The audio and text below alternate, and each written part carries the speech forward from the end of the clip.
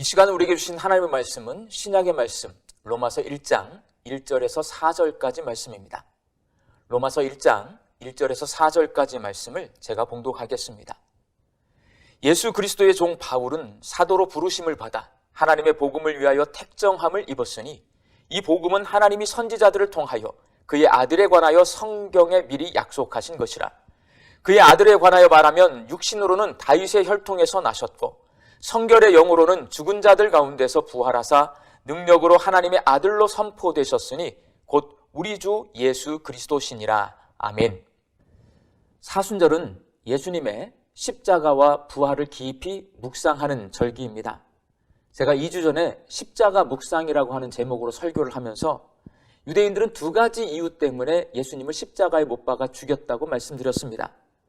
첫 번째 이유는 사람들이 예수님을 존경하는 선지자나 메시아로 기억하지 않고 반역죄를 저지른 죄인으로 기억하도록 당시 로마가 반역죄인을 사형시키는 십자가에 못 박아 죽였고, 두 번째 이유는 자신이 하나님의 아들이라고 말하고 다니고 강도의 소굴인 예루살렘 성전이 곧 무너지게 될 것이라고 말하고 다녔던 예수님이 하나님께 저주받아서 죽은 사람으로 사람들의 머릿속에 기억되도록 십자가에 못 박아 죽였습니다. 그러나 겉으로 보면 유대인들이 예수님을 죽인 것 같지만 그렇지 않습니다. 사람은 하나님이신 예수님을 죽일 수 없습니다. 실제로는 하나님께서 아들 예수를 십자가에 못 박았습니다. 아버지이신 하나님께서도 두 가지 이유 때문에 자기 아들 예수를 십자가에 못 박아 죽게 했습니다. 첫 번째 이유는 사람들이 예수님께서 못 박혀 죽은 십자가를 바라보며 사람들이 내가 하나님께 반역죄를 지은 죄인임을 깨닫게 하시기 위해서입니다. 성경에서 말하는 죄는 하나님이 주인이심을 모르는 것이고 주인이신 하나님 대신 다른 우상을 주인으로 섬기는 것이고 그리고 주인이신 하나님 대신 내가 주인 노릇하는 것입니다. 이 모든 것이 다 죄인데 그 죄가 사형틀인 십자가에 못 박혀 죽을 반역죄라는 겁니다. 그래서 사람들이 십자가를 바라볼 때마다 내가 하나님께 반역죄를 지었다는 것을 잊지 않고 기억하도록 하나님은 아들 예수님을 십자가에 못 박았습니다. 하나님께서 예수님을 십자가에 못 박은 두 번째 이유는 예수님의 십자가 죽음을 통해 내 죄를 용서해 주시고 하나님과의 관계를 회복시켜 주시기 위해서입니다. 예수님이 십자가에서 숨을 거두실 때에 하나님께서 성소의 휘장을 위에서 아래로 찢으심으로 예수님의 십자가 죽음을 통해 죄인들이 하나님께 나아갈 수 있는 길이 열렸고 반역죄로 인해 막혔던 하나님과의 관계가 회복되었습니다. 이렇게 우리는 2022년 사순절에 예수님의 십자가에 대해 깊이 묵상했습니다. 오늘은 예수님의 부활에 대해 함께 묵상하려고 합니다. 예수님이 십자가에서 물과 피를 다 쏟아내고 숨을 거두자 사내들인 공회 의원인 아리마대 요셉이 예수님의 시신을 수습해서 자기 무덤에 안치시켰습니다. 예수님이 돌아가신 시간이 금요일 오후 3시니까 시신을 수습해서 무덤에 안치했을 때는 금요일 저녁이 되었을 겁니다. 우리는 유대인들이 토요일을 안식일로 지킨다고 생각하지만 실제로는 금요일 해가 진 저녁부터 토요일 해가 질 저녁 때까지를 안식일로 지킵니다. 유대인들은 안식일 규례 때문에 안식일에는 아무 일도 하지 않습니다. 그래서 예수님의 장례를 제대로 치를 수가 없었기 때문에 안식일이 지나가기를 기다렸다가 일요일 이른 새벽에 막달라 마리아와 살로메와 예수님의 제자인 야고보의 어머니 마리아가 예수님의 시신을 향품으로 닦아드리기 위해서 무덤을 찾았지만 예수님은 이미 부활하셨고 빈 무덤을 지키고 있던 천사에게서 예수님이 부활하셨다는 소식을 들었습니다. 그리고 주일 이른 아침에 부활하신 예수님이 처음으로 막달라 마리아에게 나타나셨습니다. 마가복음 16장 9절 말씀입니다. 예수께서 안식 후 첫날 이른 아침에 살아나신 후 전에 7 귀신을 쫓아내어 주신 막달라 마리아에게 먼저 보이시니. 이렇게 예수님의 부활 소식은 여인들에 의해서 세상에 알려졌습니다. 그런데 여러분, 예수님은 왜 부활하셨을까요? 예수를 믿는 우리가 예수님처럼 죽음의 권세를 이기고 다시 살아날 수 있도록 예수님이 친히 부활하셔서 부활의 첫 열매가 되셨습니다. 이것은 우리가 다 알고 있는 부활의 이유입니다. 예수님이 부활하셨다는 것을 마음으로 받아들이고 믿은 사람은 예수님처럼 부활하게 될 것입니다. 그러나 내가 죽었다가 다시 살아날 수가 없고 죽은 사람이 다시 살아난 것을 보지 못한 사람들에게 있어서 부활은 여전히 신비의 영역입니다. 부활에 대해서 가만히 묵상해 보면 왜 다시 살아나게 되고 어떻게 다시 살아나게 되는지, 도대체 부활이 무엇인지 사람의 지혜로 이해되지 않는 부분이 많이 있습니다. 그런데 부활을 꼭 믿어야 한다고 하니 솔직히 난감합니다. 여러분, 도대체 부활은 무엇일까요? 성경은 죽음이 죄의 값이라고 말씀합니다. 원래 사람은 죽지 않은 존재였는데 첫사람인 아담과 하와가 죄를 짓고 난 후부터 하나님께 징벌을 받아서 죽는 존재가 되었습니다. 그렇다면 여러분, 사람을 죽음에 이르게 하는 죄가 뭡니까? 주인이신 하나님 대신에 내가 하나님이 되는 것, 그것이 바로 죄입니다. 에덴 동산의 주인이신 하나님께서 선악과를 먹지 말라고 명령하셨음에도 불구하고 사탄이 선악과를 먹으면 하나님처럼 될 수 있다고 유혹하자 내가 하나님이 되기 위해서, 내가 에덴 동산의 주인 노릇을 하기 위해서 선악과를 먹은 것이 성경이 말하는 죄입니다. 그 죄 때문에 사람이 죽는 존재가 되었습니다. 그래서 죄의 값이 죽음인 것입니다. 그 죽음을 이기고 다시 살아나는 부활은 결국 죽음의 원인인 죄의 문제를 해결받았다는 겁니다. 죄는 하나님 대신 내가 주인 노릇하는 겁니다.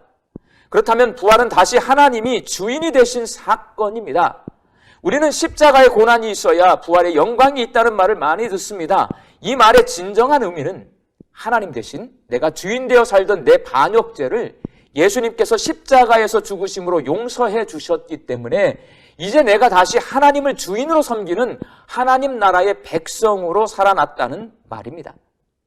아주 짧지만 오늘 본문 말씀이 부활은 다시 하나님이 주인 되신 사건임을 우리에게 가르쳐주고 있습니다. 로마서는 사도 바울이 로마교회 성도들에게 쓴 편지입니다. 사도 바울은 이 편지에서 로마교회 성도들에게 부활이 무엇인지 아주 간결하게 설명해주고 있습니다. 오늘 본문 4절 말씀입니다. 성결의 영으로는 죽은 자들 가운데서 부활하사 능력으로 하나님의 아들로 선포되셨으니 곧 우리 주 예수 그리스도시니라. 바울은 예수님께서 부활하심으로 하나님의 아들로 선포되었는데 능력으로 선포되었다고 말씀하고 있습니다. 여기서 능력으로는 하나님 나라를 다스리는 능력, 즉 하나님 나라를 다스리는 통치권을 말합니다. 그래서 이 말씀은 예수님이 부활하심으로 하나님 나라의 통치권을 가진 하나님의 아들로 확정되셨다는 말이고, 더 쉽게 말씀드리면 예수님이 부활하심으로 하나님 나라의 왕이 되셨다는 말입니다. 한마디로 부활은 예수님이 하나님 나라의 왕이 되신 사건입니다. 하나님의 나라는 원래 하나님이 왕이십니다. 그래서 하나님의 나라인 겁니다. 그런데 하나님의 아들이신 예수님이 죽은 자 가운데서 부활하심으로 하나님 나라의 통치권을 위임받으심으로써 하나님 나라의 왕이 되셨습니다. 이것이 바로 성경이 우리에게 가르쳐주는 부활입니다. 부활은 하나님의 아들 예수가 하나님 나라의 왕이 되신 사건입니다. 우리나라의 조선시대는 왕이 다스리던 시대고 그 시대 사람들은 왕을 임금님이라고 불렀습니다. 그런데 우리가 사극을 보면 신하들이 왕에게 임금이라고 부르지 않고 전하라고 부릅니다. 계단 전자에 아래 하자를 사용하는 전하라는 말은 계단 아래에 있는 사람들이 계단 위에 앉아있는 높으신 왕을 부르는 말입니다. 마찬가지입니다. 예수님 당시 사람들이 왕을 부를 때 왕이시여 라고 부르지 않고 The Lord, 주님이라고 불렀습니다. 왕이 그 나라의 주인이고 그 나라 백성인 나의 주인이라고 생각했기 때문입니다. 그래서 그들은 왕을 주인이라고 부르면서 왕으로 섬겼습니다. 예수님의 부활을 믿는 사람은 예수님이 하나님 나라의 왕이심을 믿는 것이고, 예수님이 왕이심을 믿기에 예수님을 부를 때 주님이라고 부릅니다. 예수님의 부활을 믿으면 내가 주인 되어 살던 삶을 내려놓고 예수님을 주인으로 모시고 사는 새 사람이 되어서 구원받은 하나님 나라의 백성으로 살게 됩니다. 이 부활의 의미를 깨닫는 것이 올해 2022년 사순절의 부활 묵상입니다. 이렇게 부활의 의미를 깨닫고 본문을 읽으면 바울이 로마교회 성도들에게 자신을 소개하는 인사말 속에서도 하나님이 주신 깊은 메시지를 발견할 수 있습니다. 오늘 본문 1절에서 바울은 로마교회 성도들에게 자기를 이렇게 소개하고 있습니다. 예수 그리스도의 종 바울은 사도로 부르심을 받아 하나님의 복음을 위하여 택정함을 입었으니. 바울은 로마서를 시작하면서 하나님께서 하나님의 복음을 전하기 위해 자기를 택하셨다고 말합니다. 이 말을 하는 이유는 로마 교회 성도들에게 자기가 하나님의 복음을 전하기 위해 로마서라고 부르는 편지를 썼다는 것을 의미합니다. 이제 우리 청파동 교회 성도들은 성경에서 말씀하고 있는 복음이 무엇인지를 잘 아십니다. 복음은 하나님의 아들 예수 그리스도가 주님이시다. 예수님은 하나님의 아들이시다. 예수님은 구원자이시다. 예수님은 주인이시다입니다. 이 복음의 세 문장 가운데 두 번째 문장인 예수님은 구원자이시다를 내가 제대로 이해하고 믿으려면 십자가 사건의 의미가 무엇인지 정확히 알고 그것을 받아들이고 믿어야 합니다. 그리고 세 번째 문장인 예수님은 주님이시다를 내가 제대로 이해하고 믿으려면 부활 사건의 의미가 무엇인지 정확히 알고 받아들이고 믿어야 합니다. 십자가는 하나님 대신 주인 노릇하던 반역죄를 용서해 주시고 하나님께 나아갈 수 있게 해준 구원 사건이고, 부활은 다시 하나님을 주인으로 섬길 수 있는 사람으로 내가 새롭게 태어나게 해주는 구원 사건입니다. 예수님의 십자가와 부활은 따로 떼어놓을 수 없는 구원 사건이고 죄인들을 살리는 복된 소식, 복음입니다. 사랑하는 청파동 교회 성도 여러분, 하나님의 복음을 전하기 위해 바울을 부활의 증인으로 택하신 하나님께서 저와 여러분 역시도 부활의 증인으로 택하셨습니다. 증인은 상상해낸 이야기를 말하는 사람이 아니라 직접 목격했거나 내가 경험한 일들에 대해서 이야기하는 사람입니다. 아직 우리는 죽은 사람이 다시 살아나는 부활을 내가 직접 경험하지 못했기 때문에 사람들에게 예수님 다시 오시는 재림의 날에 경험하게 될 부활에 대해서 다른 사람에게 증언하기가 솔직히 쉽지 않습니다.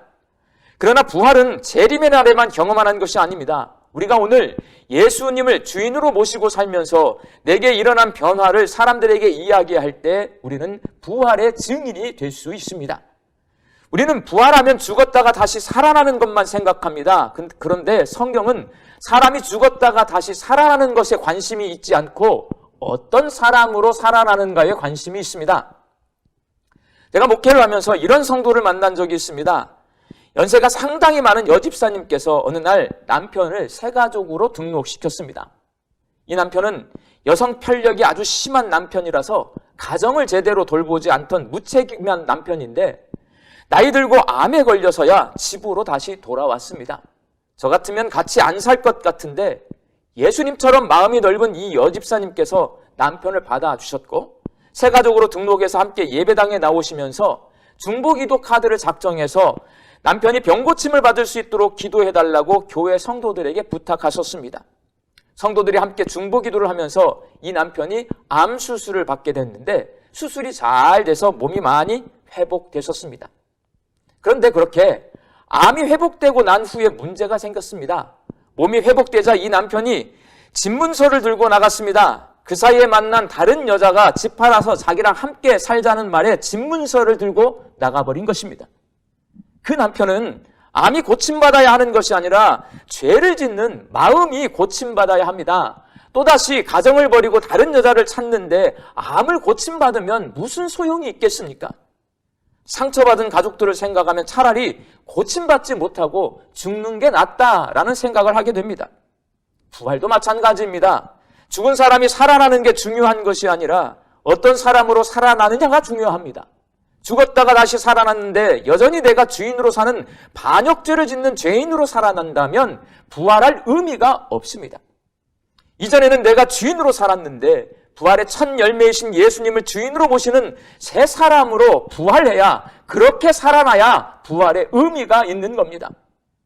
예수의 부활을 믿으면 예수님을 주인으로 섬기며 사는 새 사람으로 살아납니다. 예수님이 내 삶의 주인이 되셨으니 내 생각, 내 말, 내 행동에 변화되고 내 삶 전체가 변화됩니다. 그렇게 내 삶 속에서 부활의 능력을 경험했을 때 우리는 부활의 증인이 될 수 있습니다.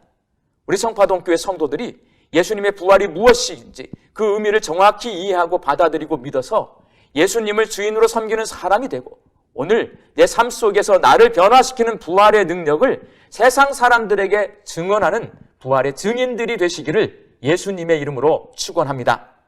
함께 기도하겠습니다.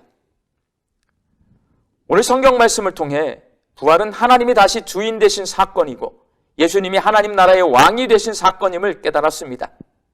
우리가 예수님의 부활을 믿어서 부활의 능력으로 예수님을 주인으로 모시고 사는 새 사람으로 살게 하여 주옵소서. 우리가 예수님을 주인으로 모시고 살 때에 체험한 변화들을 사람들에게 전하게 하사 부활의 증인으로 살게 하옵소서. 그렇게 부활의 증인으로 살 때에 하나님의 뜻을 이 땅에서 이루는 삶을 살게 하시고 우리들의 삶 가운데 거룩하신 하나님의 나라가 임하게 하옵소서. 예수님의 이름으로 기도하옵나이다. 아멘.